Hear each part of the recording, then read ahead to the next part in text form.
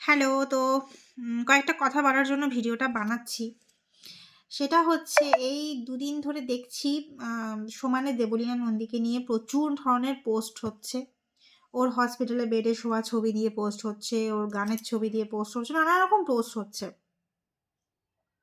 কিন্তু কেন? মানে এটা বন্ধ হওয়া দরকার। এখানে মানে কিছু পাতি কনটেন্ট ক্রিয়েটর আছে যারা সারাদিন সবকিছু ছেড়ে দেবলীনা নন্দীর পেছনে পড়ে আছে, ওকে নিয়ে পোস্ট করে যাচ্ছে, ওর আপডেট নিয়ে পোস্ট করে যাচ্ছে।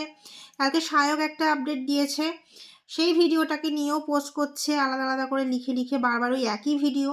মানে ফেসবুকে একটা করে মানে স্ক্রল করছি একবার করে দেবলীনা নন্দীরই পোস্ট। মেয়েটা এখন ভালো আছে, সুস্থ আছে, ও ব্যাপারটা থেকে বেরিয়ে আসুক, ও ভালো থাকুক, এটা সত্যি আমিও চাই, সবাই চায়। কিন্তু ওইটাকে নিয়ে এত কাদা ছড়াছড়ি, এত কাটাছেঁড়া, এত লেখালেখি কী দরকার আছে ভাই? ঠিক আছে না? মানে সব কিছুকে একটুখানি ইজি করা যায় না? মানে এত লেখা হচ্ছে ওকে নিয়ে, মাথা পুরো খারাপ। মানে ফেসবুকে অন্য কোনো পোস্ট আসছে না, ফিডে অন্য কোনো পোস্ট আমি দেখতে পাচ্ছি না ও ছাড়া। এরকম যে ঘটনাটা দেবলীনা নন্দীর সঙ্গে ঘটেছে, ও লাইভ করে আমাদেরকে জানিয়েছে, ঠিক আছে? তাই জন্য আমরা জানতে পেরেছি। এরকম পৃথিবীতে অনেক মেয়ের সঙ্গেই সেম জিনিসটা ঘটে। তারা লাইভ করে না, তারা ভিডিও করে না, তারা কেউ সেলিব্রিটি নয়, সেজন্য কিন্তু আমরা কেউ জানতে পারি না। কিন্তু এই জিনিসটা যে ঘটে না তা কিন্তু নয়।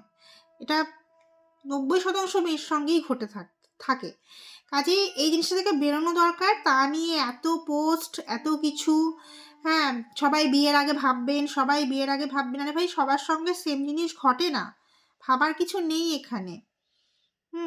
তা যদি বলি, দেবলীনা নন্দীরও বিয়ের আগে ভাবার ছিল অনেক কিছুই। ও তো লাভ ম্যারেজ করে বিয়ে করেছিল, তাই না? কাজেই ও তো নিজেও ভেবে আগে ডিসিশন নিতে পারতো। কাজেই ওরকমভাবে ঝোঁকে কিছু হয় না। আপনি ভাবলেও হতে পারে, না ভাবলেও হতে পারে।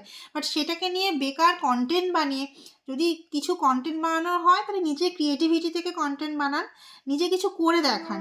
ফালতু এর তার পোস্ট ছেড়ে, এর তার ভিডিও ঝেড়ে কন্টেন্ট বানিয়ে বানিয়ে এই ফিডটাকে নোংরা করবেন না। মানে জাস্ট বিরক্তি লাগছে বলে আমি কথাগুলো বলতে বাধ্য হলাম।